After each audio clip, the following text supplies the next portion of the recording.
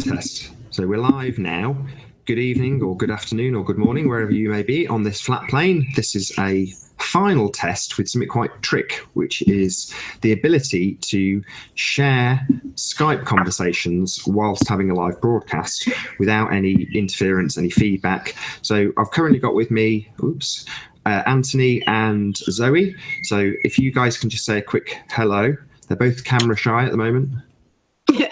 Hello and good afternoon. Hope you're all. I'm not camera shy. It's just I've only just got out of bed. Yeah, me too. Unlike Zoe, I'm not prepared to put it through. Oh, you got a right. I see. So you're doing a what's it called? A audio repeater. Exactly. So this program's called VoiceMeeter Banana, and it's a proper mixing desk for your PC. So I'm screen sharing at the moment, right? I hope I am on the broadcast. Let me just check. Yes, I am. Yeah. Okay, so if I do this just so the audience can see exactly what I'm explaining. Along the top, you've got A1, A2, and A3, and they're like analog outputs, and they correspond to A1, A2, and A3.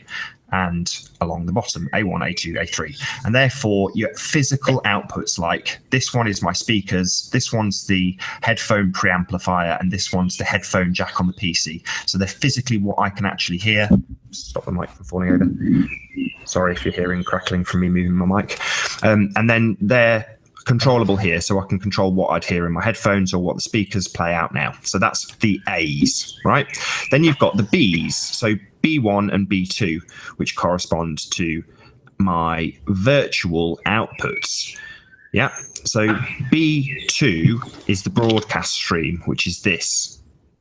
Yeah, and what I've got it set so is that my mic, which is line 1, goes to B2, which is the broadcast, and you guys on Skype have just got direct access to the mic, so everything that comes through my computer will come through that, now that I've got it set with this new function that Skype has introduced, which is if you do desktop screen sharing with Skype and you've updated Skype in the last couple of days, it now shares your audio as well through Skype, which is great because it gives me a gate. So it means that I can still share the sound from Skype, which is my line 2 with a virtual audio cable. So Skype is going to my speakers so I can hear you and to the broadcast. But because you guys on Skype have got direct access to the mic, I might as well show that because this is recording. Whoops, mic about to fall off again. Sorry about this. This is a bit hodgepodge. Go on, stay up. So in Skype, my settings are set so that the microphone, you can probably just read that, is the Yeti microphone. So it's just direct access to the mic. And then inside Skype, the call itself, if I can get back to the call, sorry, I'm not that familiar with this new Skype software. Inside the call, which is here, it's allowing me to share all of my system sounds. So in other words, it's not directly sending your sound that you give me when you speak back to you. Does that make sense? Whereas if I ran it through this line 1, the sound would go to the broadcast, but also back to you, which is why when I tested earlier with Zoe, she constantly heard her own voice in a loop. Feedback, in other words. But now that you've got direct access and Skype allows me to share system sounds, you could hear anyone who's on a call with me who joined the Hangout. Unfortunately, I'm not going to bother doing this now, but if I had another guest in this Hangout, you could actually hear him and he could hear you or she. Does that make sense? Yeah. So yes, that's it. It means that I can actually have a proper conversation with someone on Skype during a Hangout. They can hear everybody who's in the Hangout. Everyone can hear them. It's perfect. It's a proper, fully functioning desk that works as it should. And this is something that on a PC, as far as I know, just unless you paid hundreds of pounds for it, wasn't available. This is free and it's donationware. I paid I didn't pay. I donated $5 because I was so chuffed with it. You know, that was the minimum. But there we go. You know, I thought it was worth. If this was on the market for £20 or £30, I would buy it in a heartbeat. So I think it's an excellent piece of software. You can do other things. You can fiddle with your voice and make it sound a bit more echoey or a bit more high pass or a bit more low pass. So, you know, it's just got cool stuff. Very cool. And hopefully when I play it back on the iPad in a minute when we stop this broadcast, everyone can actually hear you as I anticipate, but I'm pretty sure they can because I can see this level, which is the line out for the show, bouncing up and down when you guys talk. Oh, I'm just realizing that I can manipulate the volume on. I'm obviously I'm column 2, aren't I? So if I turn my mic down, that level drops right off. Go left with your mouse. Keep going left. Yeah, that one there. If I turn it right the way down, watch. And then if I turn it right the way up, you see it interacts with me. Yeah, so you've got control of your own level through Skype, and then that comes through the desk. I could then boost you up if you were super quiet or whatever. This is the best feature on here, and I will say this on this broadcast, but this is a little background filter. I don't know if you'd call it a gate. I think it's called a gate. But basically, if I go quiet in a second, although there's birds chirping, which might ruin this, but if I ask you to not to say anything, dead air is what we want here. When I stop talking, you'll see that this will drop to 0 and you won't hear any background noise. Hopefully it'll cut out the sound of the birds. We'll see.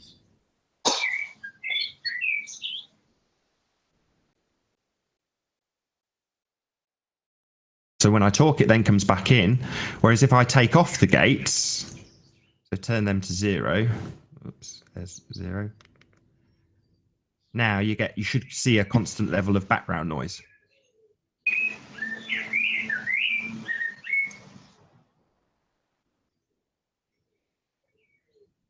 Yeah. So that's a constant little background interference that if you were on Google, that would be enough to cut the mic across to me and cause feedback as it picks up my stereo volume. Whereas with a little tiny gate on there, it means that when I'm playing stuff through the audio on my system, and I learned this from Humana Story, it means that you don't have to have headphones. You can have your background speakers actually playing the audio. And when I stop talking, it'll cut it off enough, so long as I turn the stereo down enough, and it won't pick it up on that little level of background audio that you saw.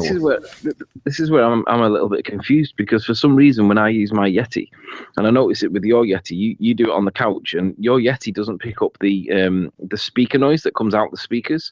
Neither does my Yeti. So why do you need to use headphones? Oh, it will. I mean, mine doesn't pick up the sound because I've got it positioned such. That was the first thing I did when I got the Yeti. I mean, at first it was so horrendous that I was boxing the thing around with like a little anechoic chamber, like half anechoic chamber around the thing. And while it sounded wonderful, occasionally I'd knock it and the whole thing would collapse. And I've got half the paint missing off the front of the microphone from where it slid off, with all this sort of hodgepodge like fortress around it. And the only reason I did that was to stop it picking up the sound from the mic. And you can ask any of my guests before I go live, before I start actually muting in between my guests talking.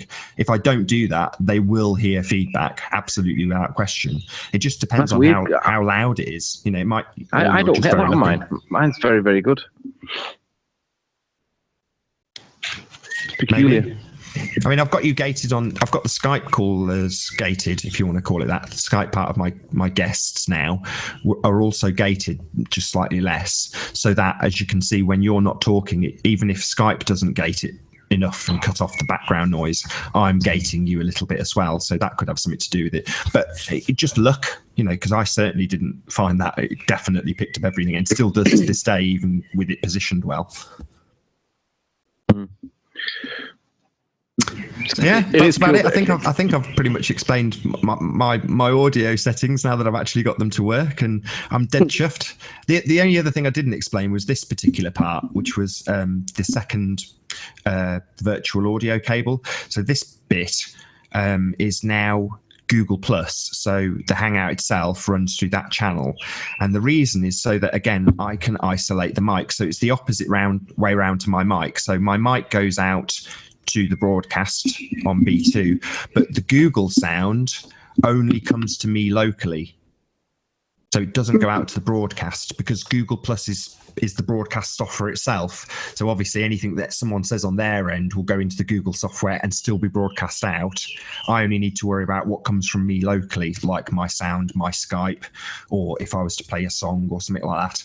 But the last thing I need is that your sound, if you were a guest in Google Plus, was to go through this channel be 2, which it would do if I didn't have a mixing desk. And it'd mean that, like with Zoe earlier, she got a constantly loop of her own voice when she spoke. That would be the same principle if I didn't have a second virtual audio cable for G+. So it's the way this system works, as I now understand, it didn't 4 days ago, is that for any piece of software that you want to isolate, you have to tell the computer that it's like having a separate CD player running into the computer, so you can see it as a separate line. So I've now got G+ is a separate input, but you have to have a virtual audio cable assigned to it in order to do that. So inside G+, if I go into settings, again, I may as well show this just so it's on this broadcast for anybody who comes back to use this as a tutorial.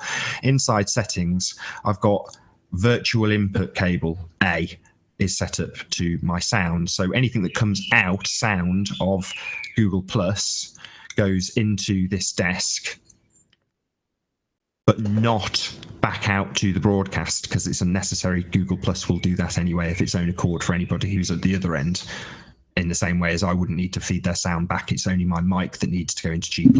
But I also want my mic and any video I play and any guest on Skype. But I don't want any of my guests or my guests on Skype to hear themselves or me hear my own mic, things like that. So there you go. Cool as frig, very skookum. It is. But on a slightly different note, I've got some evidence that might change things a little bit. I've got some very persuasive evidence that there may be a little bit of curve. It's not curve that would be consistent with the 24,970 mile circumference, but it's definitely persuasive evidence that it could be curved, but to a much less extent. In other words, it's a lot bigger than they tell us it is, which is why people are struggling to identify any amounts of curve. But it's definitely persuasive in terms of it's my own interpretation is that's not consistent with it being flat. It's definitely consistent with it being curved. So this has turned into breaking news. You found some curvature. Are you essentially going to illustrate the same thing that Matrix did? Hey, Baba. No. It's not like that. It's not like that. What it is, obviously, I'm up at St. Bees at the minute, and I'm up here for a couple of days away, just to get away. And I've come up here with the flat Earth intent of trying to observe Blackpool Tower from 52 miles away. But the weather's not been great at the moment. It's on the turn up now. We're on the turn up to getting some good weather. But whilst I was here, I've noticed that I can see land masses in the background, and the land masses I can see are that far away that although I can see them with the naked eye, as far as I can tell, I need to identify which land this is. But you shouldn't be able to see it behind the curve of the Earth because it's very, very flat, and you shouldn't see it. But I need to identify exactly which land it is because it's not that easy because it's so far away. But there's a big slope, and I can change my elevation in maybe 25 steps from probably, I don't know, sea level up to maybe 25 feet in a really quick, short movement. And it doesn't converge on the horizon into a thin line. It disappears. Now, if it was a flat plane, I would expect it to still be there, just converged and squashed and like a thin black line where the land is converged. But it does actually disappear behind something, which tells me or indicates persuasively enough for me to think that might be curve, but it's miles bigger than what they're telling us, which is what I've always thought. I've always considered the possibility that it may well be a ball, but it's just massive compared to what they tell us. It's like the size of Jupiter rather than the size of the Earth. So I've got to do a little bit of work on it yet, and I can't get the footage off because I've not got a laptop to be able to put it on. But it's going to be coming out in the next couple of days, and I'm going to put it out there and ask for interpretations on it because it does look like it's curve, but it's miles bigger than what they tell us. So I'm not going to make the rash statement that it's curvature, but I'm going to ask how could it be explained on a flat plane when it actually disappears. It doesn't like converge on the horizon. It actually goes. And I'm like, ooh, this is interesting. So it's against the flat Earth model itself, but it's not in favor of heliocentricity either because it's a lot bigger than what they tell us it is if it is curved. So it's kind of like neither one nor the other. Very interesting. Very interesting. Watch this space. So what have you actually photographed then? Because I know what you were trying to... I want you to detail what you've told me to the audience because we've got an audience now. There's three peninsulas of land, one behind the other. Now on Google Maps, it looks like I can see the 3, and it looks like the third one, the one that's furthest away, that one is the one that looks like it's where I'm supposed to be looking at. But the visibility has not been great, so the opacity of the atmosphere itself, the moisture, it's basically cloud. You're looking through liquid. It's not been kind in the last couple of days, so I've not got the weather yet to see what I wanted to see. But this morning the weather's allowed me to see what I want to look at, and I could see that the third peninsula of land, which I believe to be Blackpool area, was disappearing as I was dropping down the ramp that takes me onto the beach. Now the ramp's really steep, so you can change your elevation really quickly in a short amount of steps. So I can do probably 25 or 30 feet in maybe 20 steps. So I can get up very quickly, and that allows me to see this third peninsula of land. It literally allows it to disappear. Now, that's not consistent with what I would argue in favour of a flat Earth, because if it was a flat Earth, I would argue that it would converge and it would be a thin line on the horizon. It wouldn't be disappearing, and it definitely is disappearing. I've got it on camera. So it's like, right, this needs to be put out there for interpretations, because I don't see how this could be explained if it was a flat plane. It's not consistent with it being a ball, or if it is consistent with it being a ball, the ball's got a diameter, a circumference of much more than 24,970. But it's definitely not consistent with it being a flat plane, unless there's another explanation for it either. So at the moment, I'm thinking maybe it's actually a ball, but maybe it's like 10 times bigger than what they're telling us, or 5 times bigger than what they're telling us, which means there would be more land. Because obviously, if it was 3 or 4, 5, 6, 7 times bigger, then that's a shitload more land that we don't know exists, which is possible. But it would also make sense, because it would also explain why. Well, I was just going to say, it'd also mean you have to go back to the ideas were you to concede or find that the explanation given is consistent with the sphere, that you have to go back to accepting having Australians antipode to you. I know what you're saying, and it would put Australia on the same plane as us in a subtler way. Well, it would also for me explain why the gyroscope fails to record any rotation, because we know that they're sensitive enough to be able to do it, but they don't do it. So it's like, well, maybe we are on a ball, but it ain't moving, or it is moving such a small amount that a gyroscope can't pick it up. But it's not because we're moving such a small amount; it's because they're a lot bigger than they're telling us we are. So I'm not saying for absolutes. I'm not saying anything certain at the minute. All I'm going to do is say this is what I've been able to observe. You can clearly see that it disappears behind something. Now, what that is a $1 million question. But I'm not saying it's the curve of the Earth, but it's certainly persuasive to make me think that it could be. But if it is, it's not consistent with what the heliocentric model is of a circumference of 24,900.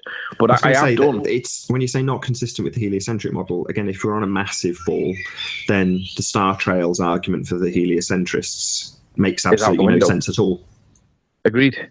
It's out the window, and that would make more sense in terms of what the southern star rotation point would be. It would make it just that it's a swirl in the sky in the same way that I said this last night on a hang. I said, like, why do we call it the North Star, the North Pole rotation point? Because if you use the word pole, it indicates that that's the top pole and you've got a bottom pole. But maybe it's just the fact that the stars are in a matrix in the sky that they tell us is rotation points, and it's the curvature of the Earth and all that.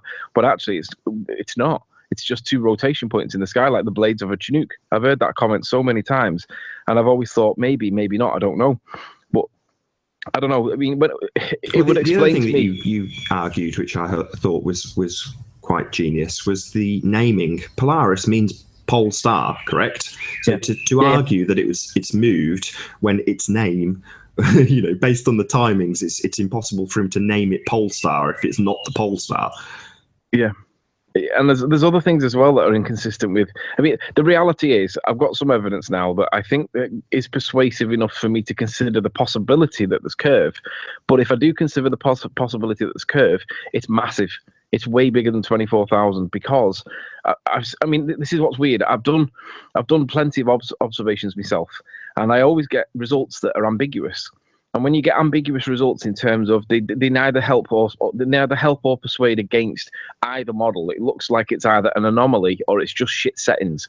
I've always got that evidence, and I've thought, well, it's neither one nor the other. Therefore, it's anomalous. It's an anomalous. Therefore, discard it on that basis. But when I've been discarding the evidence that neither fits one nor the other, I've always had in the back of my mind the thought that possibly that it could be that it's a ball, but it's just a lot bigger than what they tell us, which means that gravity comes back into it in some way. And it means that centrifugal forces and centripetal forces may well come back into it.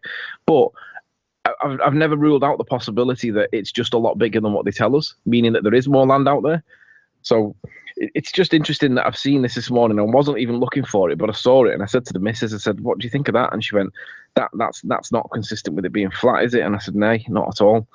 Because I would expect it to still be there on the horizon, but converged. It's not getting any further away. It's not getting any closer. It should just compress as you change your altitude. But it was definitely disappearing. You could see it at the top of the ramp. You could see it, and you could see the peaks and the troughs of it. Even though it was relatively flat, you could see the chunks. But then by the bottom, as you were walking down the ramp, because it's a steep ramp and you can see it change before your very eyes, I was like, get that on camera. Because she got it on camera. I said, "Did you actually get it?" And she, yeah, it's there. Checked it, and it's there. You can see it. You can see it. It's there 1 minute, and as you're walking down, it gradually gets cut off. And I'm like, "Ooh, that's interesting." And I'm looking. I'm gonna have to work out what land it is I'm looking at, because it's difficult to even interpret it based on Google Earth, because it looks like what I'm looking at is Blackpool area, but according to what I was seeing there before, maybe it's actually not. And I'm gonna have to recalibrate where my spidey senses are. But I think I might have to wait until I get back on Saturday night before I can put it all together into a video, because I've not got the ability to do it here whilst I'm away on a short break. Described, though, Anthony, I mean, is it not consistent with light actually bending if it's doing that?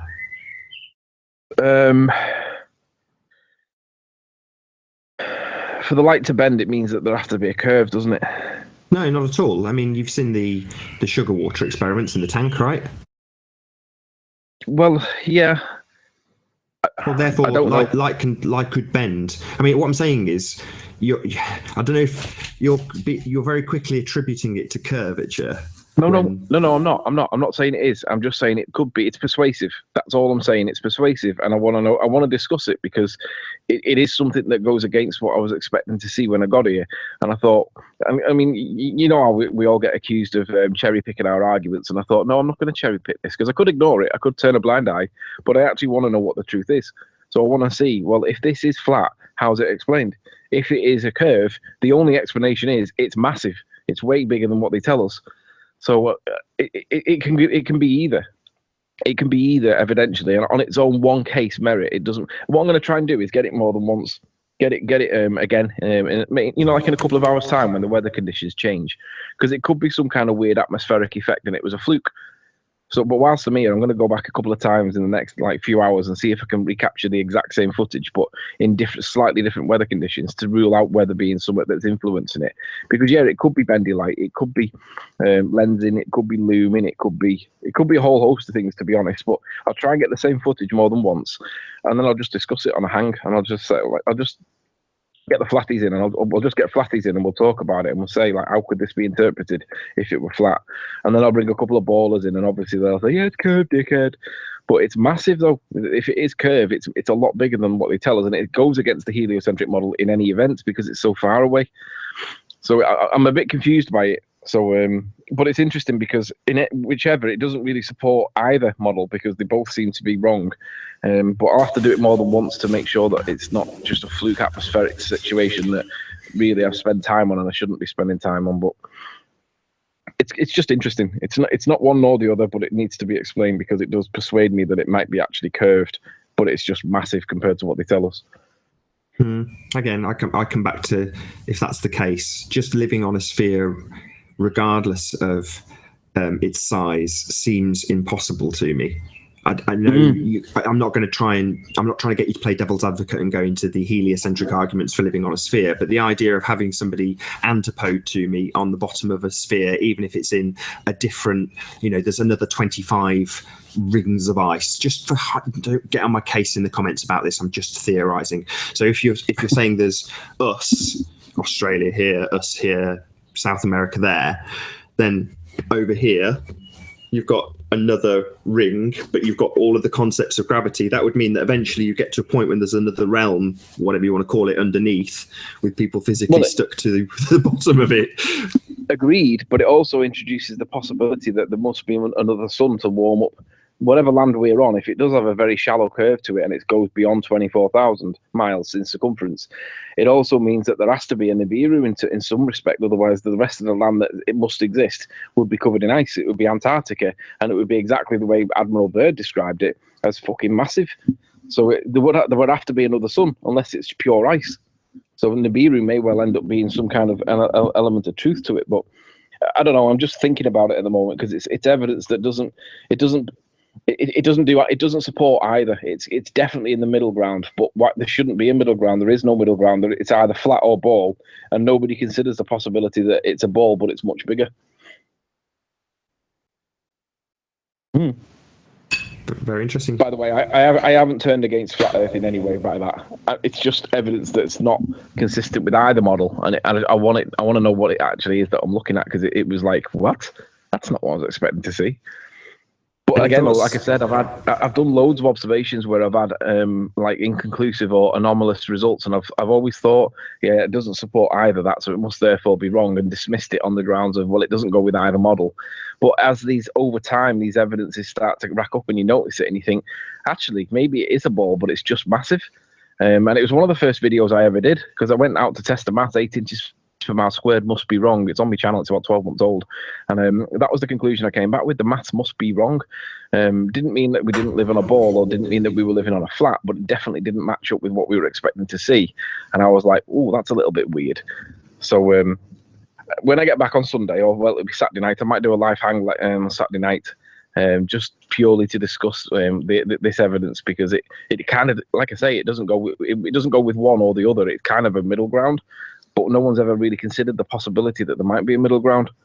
But if there is a middle ground, then the stars come into question, because the southern rotation point, like you say, wouldn't match at all. It's just interesting. It's going to open a whole can of worms, possibly, because it might just be an atmospheric thing and it was just a fluke. Because as we know, the atmosphere can really fuck with what we see. And if we do see stuff that is inconsistent and it is down to the atmosphere, it's just anomalous by virtue of the atmosphere. You've got to look at this stuff, though, to discount it completely or explain it. So did you have any comments, Zoe? You've been very quiet. Oh, I've just been muting myself because the dogs have been barking. So, but yeah, I would say pretty much the same as you, Nathan, that no matter how big the ball is, it's not possible. But interesting. Oh no, I am leaning more towards that. It doesn't mean it's possible. Then, I mean, have you ever heard anybody discussing the possibility that it is just a bigger ball than what they're telling us, and there is more land? Like Bird says, there is more land beyond Antarctica. Yeah, sure. Well, I've heard that explanation, but it's just, I'm not saying that I'm looking for confirmation bias. That's not what I'm trying to get to. I'm trying to get to the point where it's clear that you've got to find these things, because we need to, at some stage, explain the path that has led people to this mass delusion of heliocentrism. That's what we need. And things that you have found, be it an anomaly or whatever it is at this stage, once explained, and I mean no doubt whatsoever that it will eventually have a proper, coherent, verifiable explanation, it's another marker on the road that says this is how the wrong conclusion was drawn, that we live on a giant spinning ball. And that's why when I'm trying to say, look, Brian Cox isn't necessarily a liar, because when you do have anomalies like you've just found, it's wonderful to see, because it can give us a more coherent story. Because that's how they don't want to just know that they've just been lied to and deceived, because people find that very difficult. But if you can give them a really cogent explanation for how that has happened, people feel a lot less stupid for having been fooled or mistaken. Yeah. Good point. Yeah. Can I do one last thing? Because I'm going to try and keep this relatively short. My wife's back for a lunch break, and I'm going to say my hellos to her. But I want to check now that this started off as a test. I know it's turned into quite a good show for anyone who's actually watching. But I want to play out a video that's got audio, just to check that you guys can hear it, and so on and so forth. Do you want to check? I was just going to say, feel free to talk over it, so that I can check on the levels that you can still be heard in the Hangout if a video is playing and things like that. But I want to check that you can actually hear it and be heard by me and the audience, and they can hear the video. So if you're taking suggestions for a video to play, you could play the one that Sean Hufford did last night, where he actually apologized for calling me a pathological liar, and he actually made a mistake. That would be nice to hear again. I think you mentioning Sean. it, Anthony. I think you mentioning it is probably sufficient. But well done. You got an apology. Right. Okay. Yeah. I'm gonna play this video out, so hopefully everyone can hear it.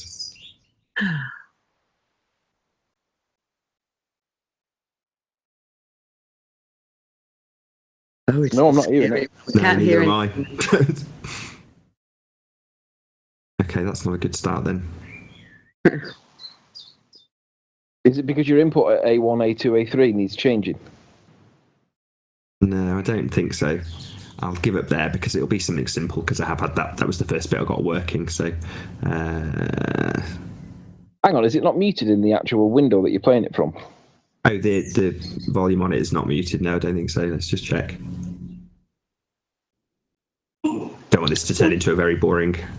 No, it's not muted. That's So frustrating. you just need to find the Maybe if I just input then. reset it. What it is, Nathan, if you're looking for the stereo mixer, aren't you, for Windows to play that from? Yeah, it's not that. I don't know what it is, but I will figure it out. I think it could be because I'm sharing it with you through Skype. Maybe that's taken control of it, but I should still hear it. But there we go. I'll figure that bit out. That's going to be a simple fix. But and obviously now that if you do sort this out and work it out, you're gonna have to give everybody tutorials on how it works. Yeah, I will do for certain. Right, guys. Well, unless there's anything you're going to add, I'm going to end it there. Is there anything you two wanted to add before I do? No, not really. Other than have a wonderful day on the flat plane. Or maybe not so flat after all, but maybe we'll see. Nothing to add Maybe not specifically. the flat plane. Watch this space. I'm sure we'll get an answer from you in the next couple of days. I will give one last plug to a show that I'll be doing on Saturday. I'm not 100% sure what time yet, but basically I'm going to be tying up exactly where and when we'll be meeting. So we're going to hold a Flat Earth UK mixer, probably in the next month or two, maybe sooner, we shall see. But I'll let you guys know and we'll talk about it and tell you when the times and dates will be on that show on Saturday. So I'll do, maybe it's Friday today, right?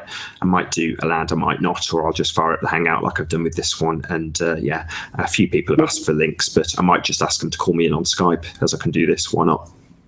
Well, just my own 2 pence worth on that. It kind of makes sense to do it on a geographically central position, kind of like Stoke way, because that's kind of like halfway up the country. Mm-hmm. Yeah. Maybe Stoke or Stafford way or something like that. Stoke or Stafford way on a big hill. That's what we've got so far. Yeah. Although I'm pretty central, you know, it might be. I mean, Leamington Spa's literally the most central point in the country. There's the oak that's down the road from me is called the Midland Oak, and it marks the centre of England. Yeah, but I know, but how many people are actually really far up north? Like, you know, like in like top part of Scotland, there's not that many people there, is there? No. So maybe being a bit further south is right. Yeah. Yeah. Well, we'll see. This is something we'll discuss on Saturday. So join No me, worries. Nathan Oakley, maybe Anthony Riley. Zoe, Yeah. you said you want to come as well, so hopefully you'll be involved in the Hangout too. Yes, I hope so. I'll have to get my passport made. So Indeed you will. yeah. And to all of you who have joined us in the live chat, if I can get you back up, I'll say thank you to you. Goodbye. Here we go. Let's do that. Yeah, so Zulu 1, I see you, Flat Earth, 4 Eyes to See. Everybody who's in the chat, thank you very much indeed for joining us on this impromptu live broadcast. I've been Nathan Oakley. I'll see you all in the next video.